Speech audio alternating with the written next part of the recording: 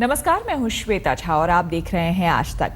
तू डाल डाल मैं पात पात, कहावत पुरानी है लेकिन दिल्ली के दंगल में हर रोज नए नए तरीके से सामने आ रही है।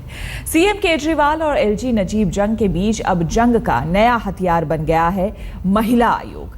सीएम ने महिला आयोग का अध्यक्ष चुना तो एलजी ने फरमान जारी कर मांग लिया लिखित जवाब। मुझसे बगैर पूछे नियुक्ति कैसे, लेकिन अब केजरीवाल ने कर लिया है फैसला। अब की बार आर या पार।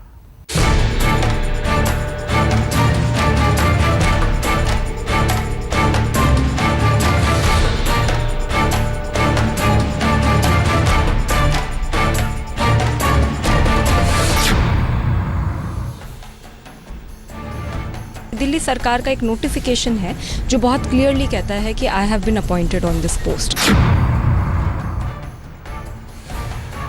मैं कटोरा लेकर किसी के भी सामने नहीं खड़ी होंगी, चाहे वो कुछ भी कितनी भी बड़ी कोई चीज़ क्यों ना हो। ये एक बहुत बड़ी जिम्मेदारी है। मुझे बोला गया कि भाई सारी फाइल्स अब आपको वापस करनी है और अब आपको साइन नहीं करना है, और जिस तरीके का मेरे को कम्युनिकेशन दिया गया उससे काफ़ी क्लियर था that I should not come to office tomorrow. क्या हुआ, उनके ऑफिस से अगर किसी ने नहीं फ़ोन किया तो वो ज़रूर इंक्वायर करें कि क्यों मेरे को ये बताया गया कि एलजी के ऑफिस से फ़ोन आया है।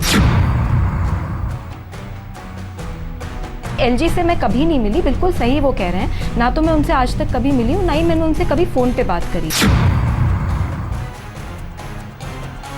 सीनियर मोस्ट अधिकारी हैं, उन्होंने मुझे ये बात बताई है, और मैं इतना बोलूँगी कि मैं ये रिक्वेस्ट करूँगी एलजी से कि वो इनको बुलाएं और पूछें कि भाई ऐसा क्यों किया गया।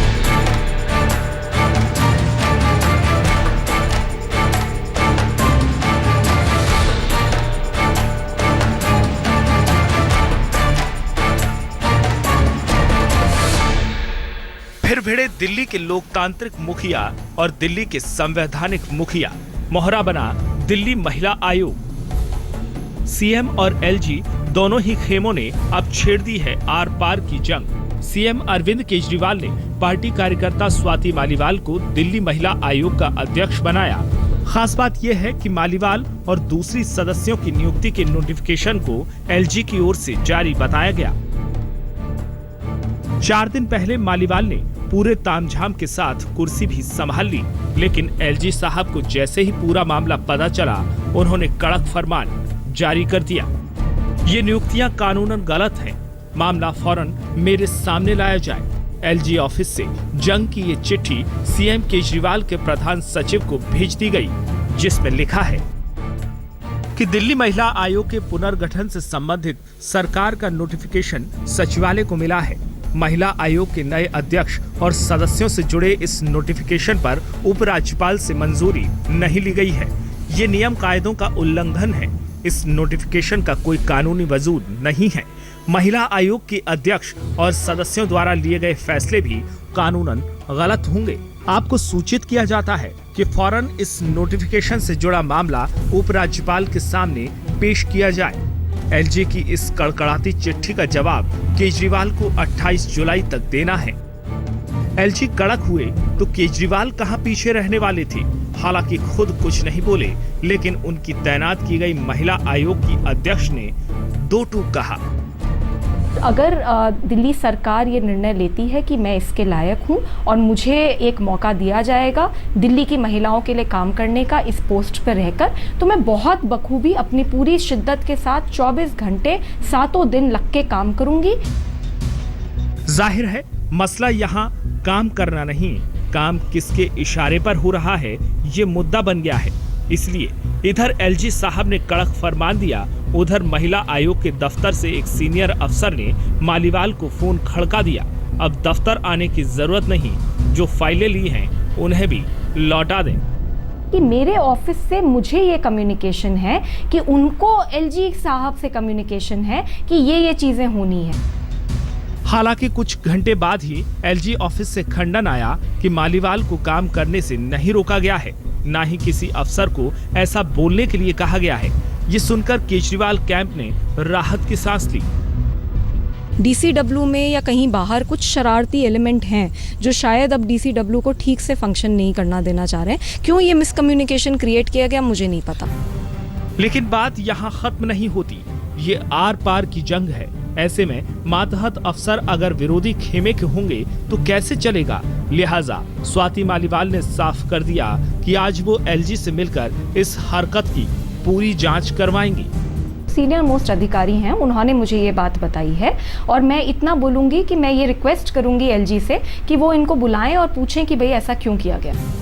महिला आयोग की नई अध्यक्ष स्वाति मालीवाल आज एलजी से मिलेंगी और 28 जुलाई तक उनकी कुर्सी भी सलामत रहेगी, क्योंकि केजरीवाल सरकार को 28 जुलाई तक एलजी की चिट्ठी का जवाब देना है। लेकिन 28 जुलाई के बाद क्या होगा? सवाल मालीवाल की नियुक्ति से जुड़े नोटिफिकेशन से भी उठता है। केजरीवाल ने महिला आयोग में नियुक्तियों की फाइल एलजी को क्यों नहीं भेजी? फाइल एलजी के पास भेजे बगैर आखिर नोटिफिकेशन में एलजी का हवाला क्यों दिया गया? इस बात से मचने वाले बवाल का अंदाजा केजरीवाल को ना हो ऐसा हो नहीं सकता। यानी साफ है कि महिला आयोग के बहाने अब केजरीवाल एलजी से आर पार की जंग में उतर आए हैं। प्रमिला दीक्षित, रोशनी ठोकने और पुनीत शर्मा के साथ अमित कुमार चौधरी, दिल्ली आज तक।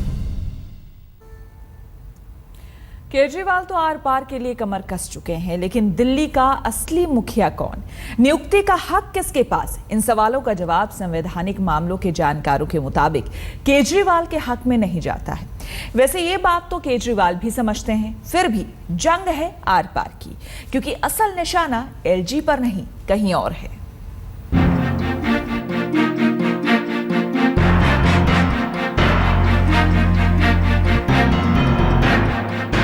केजरीवाल और एलजी की जंग का अखाड़ा बना दिल्ली महिला आयोग। दिल्ली में केजरीवाल का ये नया दाव है। काम केजरीवाल का, लेकिन नाम एलजी का। ये कानूनी और संवैधानिक नुक्ता है जिसमें नुक्ताचीनी की खूब गुंजाइश है, क्योंकि जिस संविधान के मुखिया बनकर एलजी साहब दिल्ली में सुपर पावर हैं, उसी संविधान ने दिल्ली के मुख्यमंत्री को भी हक दिए हैं। लेकिन संविधान के जानकारों का मानना है कि महिला आयोग की अध्यक्ष की नियुक्ति का रास्ता तो एलजी के दफ्तर से ही निकलता है। नियुक्तियों के मामले में हर फाइल उपराज्यपाल के पास भेजी जानी चाहिए और उपराज्यपाल की सहमति से नियुक्तियां होनी चाहिए। तो वो इस मामले में नहीं किया गया। अपनी प्रीवियस उसमें जब इसको रिमूव करना चाहते थे बरकत दत्त को, तो फाइल भेजी थी। तो अगर इनकी अपॉइंटमेंट की पावर थी तो इनको चाहिए था कैबिनेट में डिसीजन लेके उसको रिमूव कर देते या ना करते, जो भी था।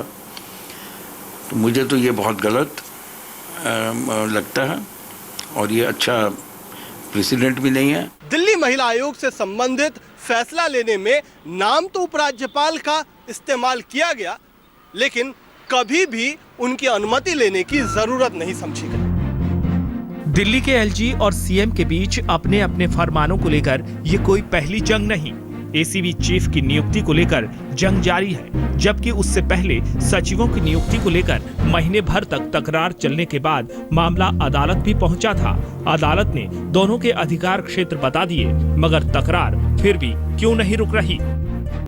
केजरीवाल दिल्ली के मुख्यमंत्री हैं तो नियुक्तियों पर अपना हक समझते हैं, लेकिन नोटिफिकेशन जारी करने के लिए एलजी के नाम का सहारा लेना संवैधानिक मजबूरी है।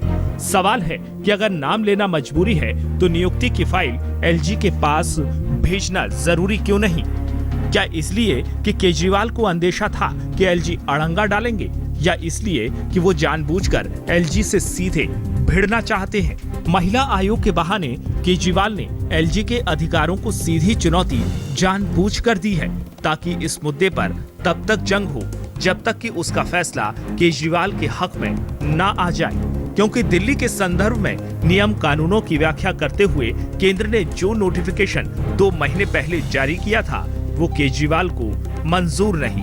प्रमिला दीक्षित, रोशनी ठोकने, अमित कुमार चौधरी के साथ कुमार कुणाल, दिल्ली आज तक। महिला आयोग की अध्यक्ष स्वाति मालीवाल विपक्ष के भी निशाने पर है। बीजेपी कहती है कि केजरीवाल मालीवाल के जरिए अपने आरोपी नेताओं से जुड़े केस दबाना चाहती है। इतने संवेदनशील पद पर 30 साल की मालीवाल की नियुक्ति पर पहले दिन से बवाल मचा है।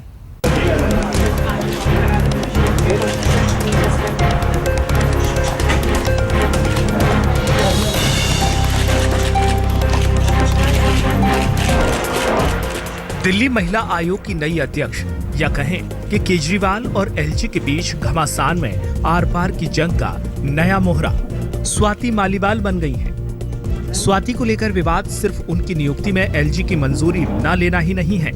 महिला आयोग के अध्यक्ष के तौर पर स्वाति का नाम सामने आते ही बखेड़ा शुरू हो गया था। केजरीवाल की करीबी स्वाति मालीवाल को जैसे ही महिला आयोग का अध्यक्ष बनाया गया, बीजेपी ने आरोप जड़ा कि केजरीवाल अपने कई दिग्गज नेताओं पर लग रहे केसों को दबाने के लिए ऐसा कर रहे हैं। विपक्ष स्वाति मालीवाल की नियुक्ति के तरीके पर ही नहीं, उनकी काबिलियत पर भी सवाल खड़ा करता है।